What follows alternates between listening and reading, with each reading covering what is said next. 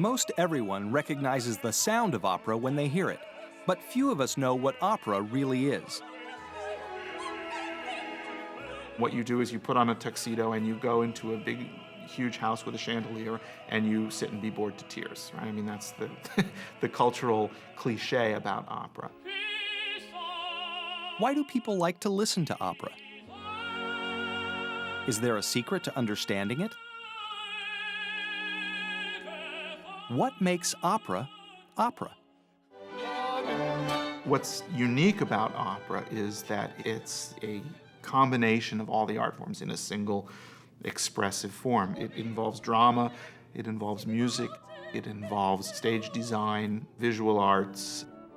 Together, all of these elements create the grand experience that is opera. Stories of high emotion, of love and loss, life and death. And on top of it all, they're always singing.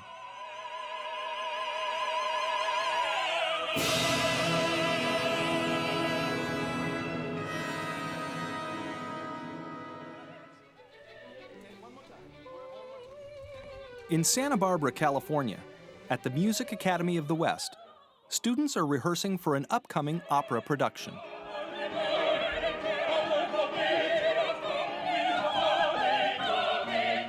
Only 1 week remains before opening night of Mozart's The Marriage of Figaro, and the students work from dawn to dusk in preparation for the big night.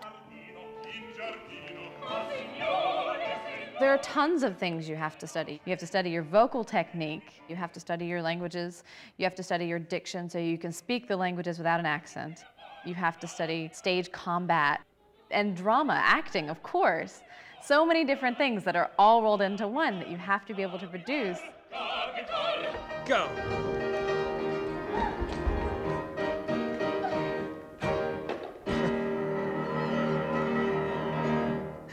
Wow.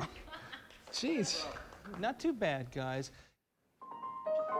Schlief die Mutter endlich ein über ihre Hausbaustelle, Nadel liegen, tun und stille, nähen immer, nähen, nein, nähen. Students learn to bring together their diverse skills under the direction of top-notch professionals from the world of opera. Opera star Marilyn Horne teaches here and passes along her more than 50 years of experience. Trügt mich die Ahnung nicht, sei sich eine, denn ich meine. Wow! Schön, da kommt da jeder Erde, für Kanten seine Pflicht. I was a student here at the Music Academy of the West 50 years ago. I am one of these people that was born and started talking and singing at the same time and sort of had no choice. At 19, I made my decision. I said the things to myself that I do look for in my students. I said to myself, this is what I want, this is what I'm going to have, and I'm going to work like mad to get it.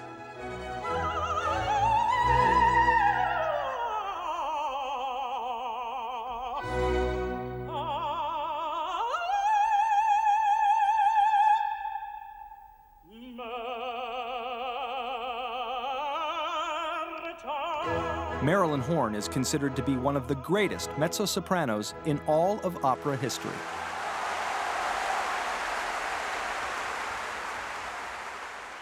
I always made a little retard. You don't have to do that, but I found that I could say much more that way by saying, Nein, die Karten liegen nicht. Marilyn Horne coaches students with voices that range from high to low, including soprano, mezzo-soprano, baritone, and bass. We get students who are a joy to work with.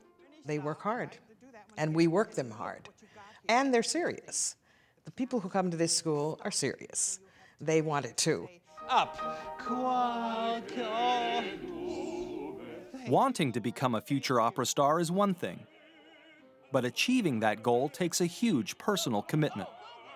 Megan Latham realized just how committed she was while working in a bank. I had a boss who accused me of singing with the radio. She called me into her office one day and she said, Megan, I gotta talk to you. This is inappropriate behavior. You are humming along with the radio when you have clients in your office. I've had complaints. And I said, Jackie, I quit.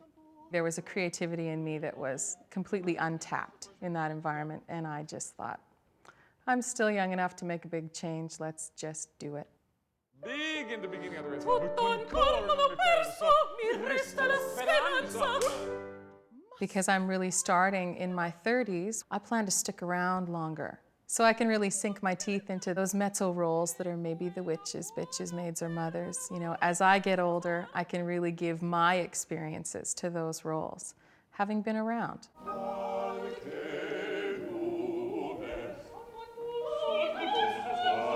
Charles Temke, a bass, made his own commitment to a life of singing. It's very, very difficult to save any kind of money, especially the kind of money that I needed to go to conservatory. I did a lot of research and I realized it was going to be about $40,000 for 1 year. That was a big ticket and I knew it. So I had a friend who was a commercial fisherman and I just worked and worked. After 9 months, I bought an old boat and I'd drive out every day to go fishing with this little thing. And every time I made a little bit of money, I just put it right back into the business and just kept looking at the greater goal of working to sing. In a way, it was a gamble, and it worked out. And you turn, and Bartolo's going to put One of the veil on. first things students learn is to Okay. block the dramatic action of a You scene. turn, and he puts the veil on you, right. Then it's on to the fine points of the music. Io non mi perdo, dottor mio di coraggio. Clean, clean, clean. Okay, do one time. Io. Io non mi perdo, dottor mio di coraggio. Coaches are much like what a runner would have. And their job is to catch us on anything that's not working, catch us maybe on any diction problems. If there's errors in how we're saying it, maybe give us a new idea in how to present the music. Basta, conviene la Susanna Terrer. And ultimately, what their goal is to get the best performance, both musically and dramatically, from us. Again. Again. E Susanna non viene. Let me see it on your face. Sono ansiosa di saper come. Like everybody else, I went to opera and fell asleep immediately right when the curtain went up. I was bored out of my mind.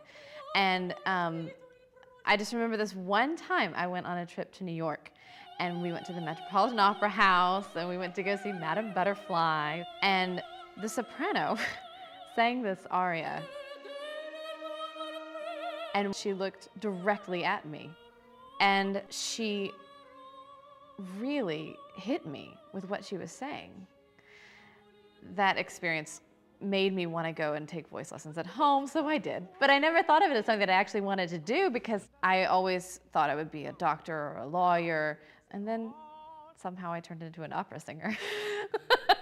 Cangiano I miei vestiti con quelli di Susanna e i suoi commiei. When you first pick up a role to learn, you only see the words on the page, and you have so much work to do because you have to interpret all of those words, and you have to think of all the backstory of the character, where they're from, how old they are, what their family's like, what their favorite food is, what the smell in the rooms are like, and come up with a whole person that you can embody while singing.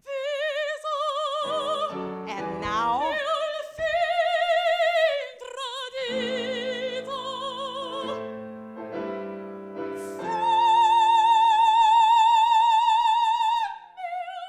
I'm 22. My voice will probably not mature until I'm 33, 34. So I have a good long while to sit and wait, which I'm very excited about. But the neat thing about that is it allows longevity in your career, and you can experience life while waiting for your instrument to develop. And then when it develops, you can go and do what you want to do. It's a real long life.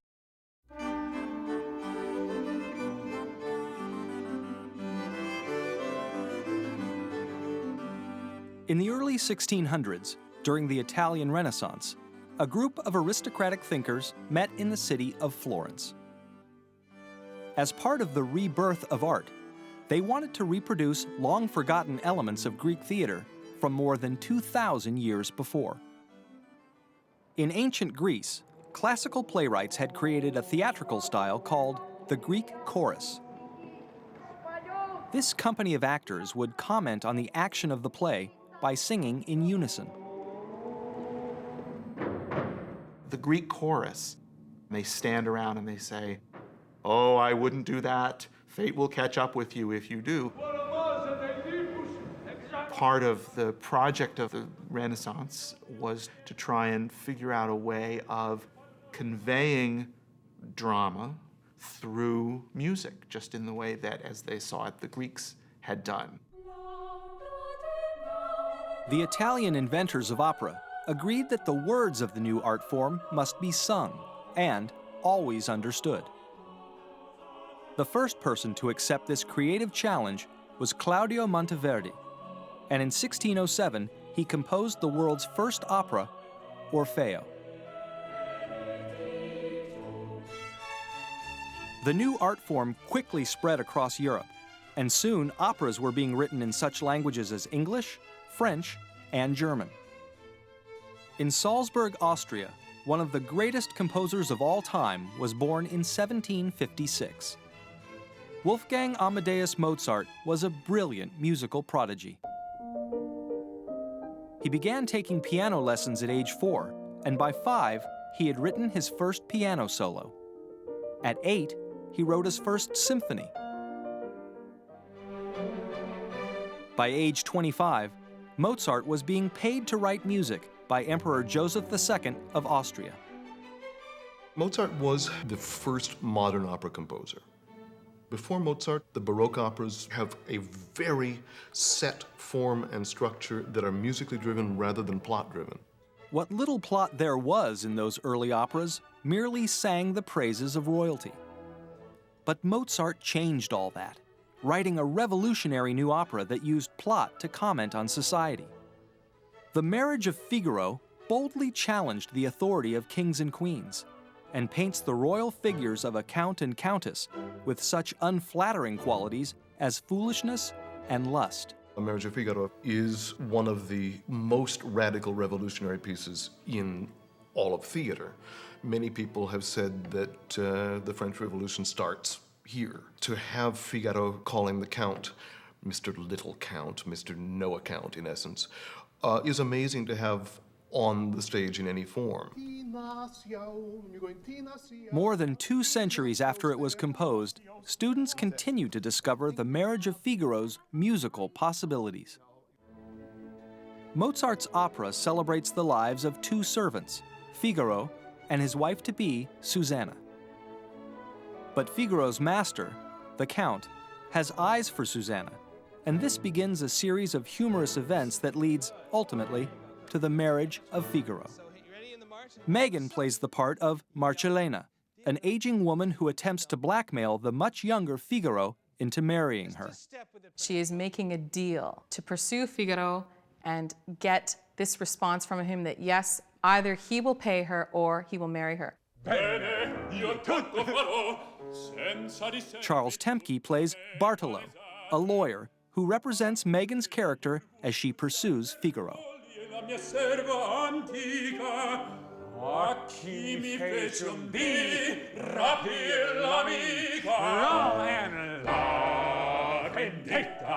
It really is like leaping into Mozart. Bigger Carol. You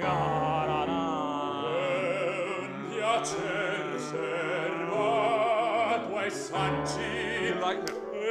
You like this? Oh, yeah.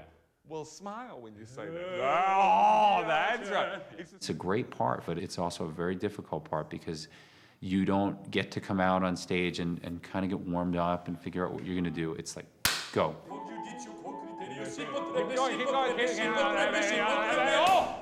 And you go.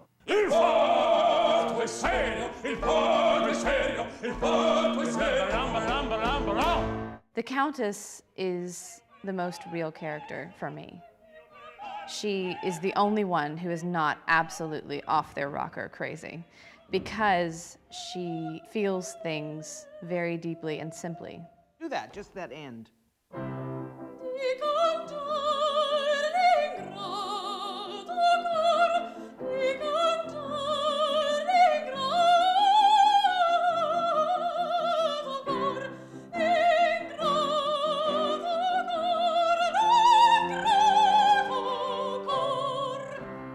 Excellent, excellent. This is going to be so great. I'm so excited.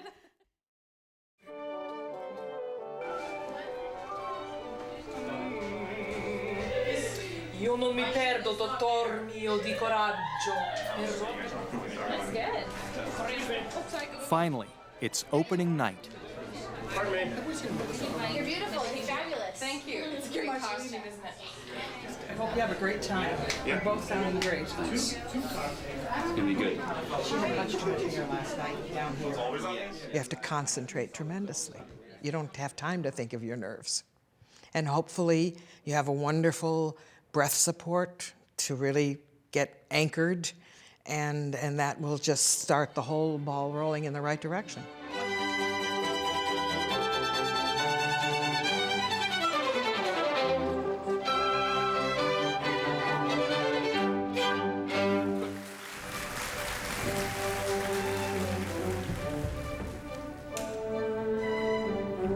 Mozart's musical genius is evident from the very first notes of the opera. When the curtain goes up, we see them in the room in the castle that's going to be their bedroom, and Figaro is busily measuring the floor to make sure that all their furniture is going to fit.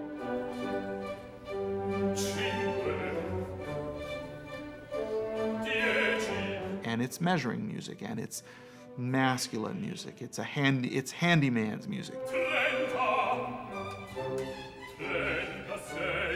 He's singing in very kind of rhythmically stolid way as he measures the room.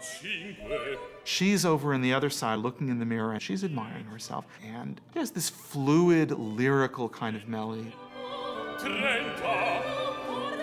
And she says, Figaro, come here, look at this bonnet. And he says, yeah, I'll be there in a minute. She says, no, Figaro, I want you to look at this bonnet. He says, yeah, I'm measuring the room. She says, Figaro, look at the bonnet. And he comes over, and he starts singing the same music that she's singing, so that they're singing in parallel.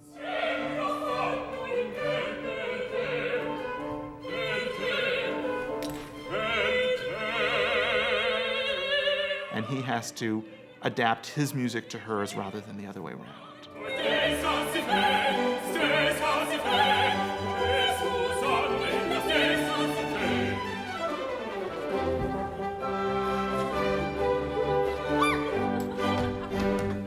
Charlie and I are in cahoots in the opera.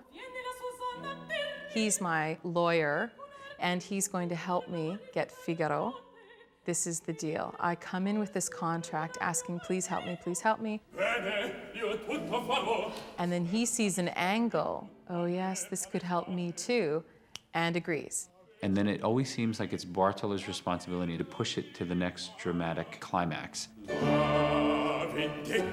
You're always advancing the story somehow. You advance the story with La Vendetta, which is the aria in the first act, where he's telling all about how he's going to just destroy Figaro and get his revenge. I think he's in maybe about 5 minutes in each act, but it's the big 5 minutes of each act.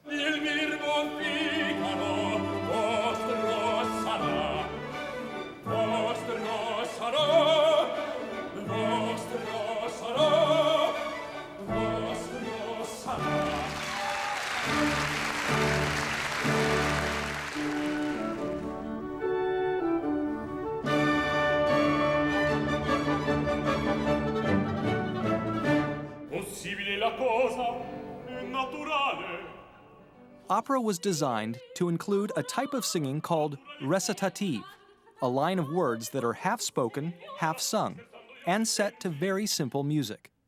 We would have heard, Cosa stai misurando, caro il mio figaretto? And if you just put chords under it and sing a little more, Cosa stai misurando, caro il mio figaretto? You get what's happening there. It is this device that enables plot to occur without taking a tremendous amount of time, because to sing something takes a lot longer than it does to speak it. And if all of Figaro were sung in aria format, they'd be serving pancakes at the opening night party, basically. Another key musical element of opera is called the ensemble. when two or more voices sing together. In opera, because of the musical component, you can have people singing similar lines with completely conflicting emotions. And you can have all of those emotions happening audibly simultaneously. The second act ensemble is fascinating because it starts with the Countess and the Count having a huge fight.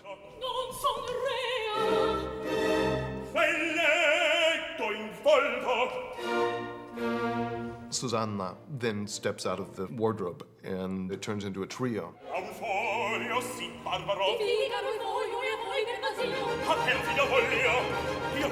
In comes Figaro. It's a quartet.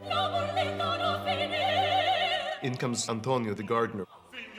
Becomes a quintet. And then in come Bartolo and Marcellina and Basilio, and it turns into an octet. By the end, you have a stage full of people, each one singing his or her own kind of thing, and each clearly recognizable and distinguishable one from the other.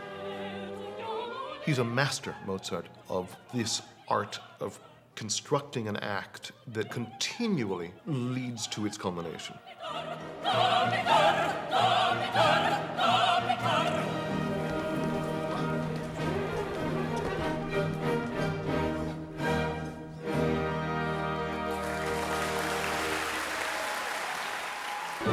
The plot of The Marriage of Figaro, like the plots of many operas, is complex and filled with twists and turns. Susanna finds out that Figaro, let's take it from the top. In comes Susanna, it's a quartet. In comes, I better change that because that's not quite true. She's angry. She decides to get her revenge by pretending to go along. Oh, wait a minute, no, I have it wrong, God. I'm sorry. Let's take it back. Scratch that.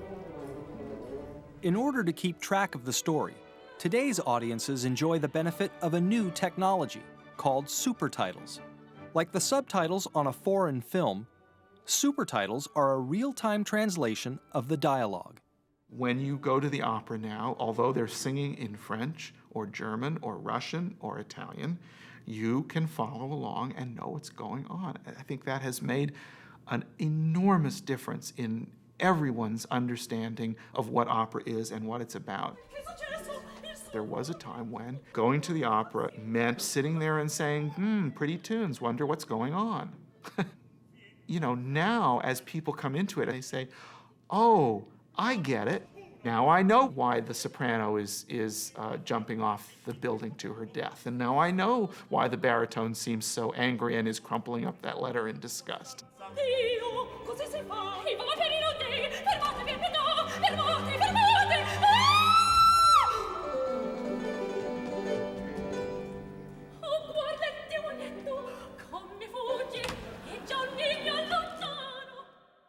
You start with the words. You have to start with the poetry. That if the poetry turns you on and then the music turns you on, then maybe you've got a song that you really want to sing.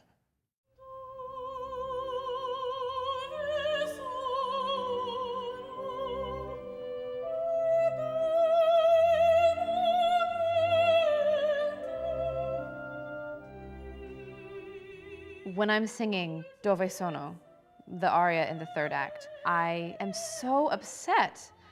I can remember how wonderful he was to me, and I can remember how well he treated me and all the beautiful memories. And now he's gone and is sleeping with all these other women.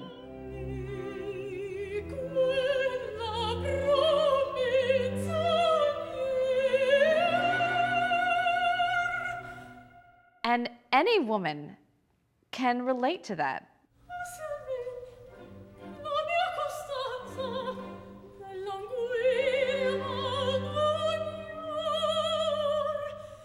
You have to give more of yourself in order to express truly how you feel. And that's exactly what opera is. You just have to get out what you're feeling.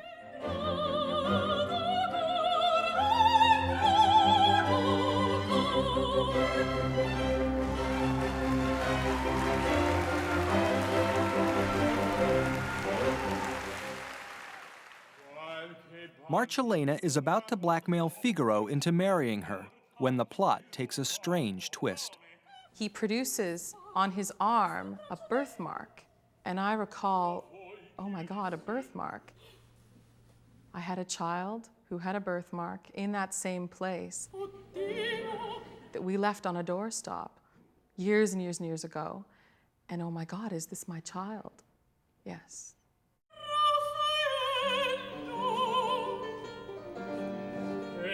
So then begins this slow sort of awakening and transformation into this more loving, maternal Marcellina that we have until the end of the opera.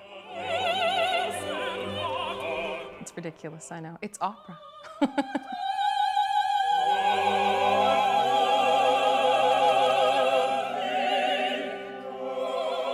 The marriage of Figaro ends happily. As Susanna and Figaro are married, the Count reaffirms his love for the Countess, and Marcellina and Bartolo have found their long-lost son. Mozart is way out there in a league of his own. You know, I think most musicians will agree that we haven't had another quite like Mozart.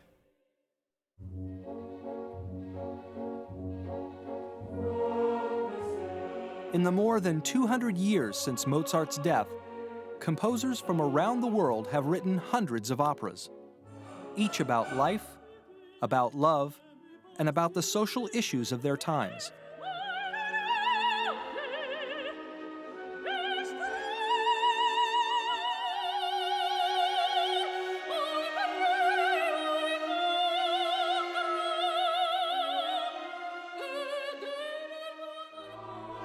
While operas, old and new, are all very different from each other, all opera composers share one thing in common. What they all have in common is the ability to write music that creates a three-dimensional, believable, emotional world. Opera, the musical invention from the Renaissance, lives on to this day, a lasting expression of the human experience. There are so many stories that are still to be told, so many experiences to be had, and so many characters to learn about, and so much music to listen to.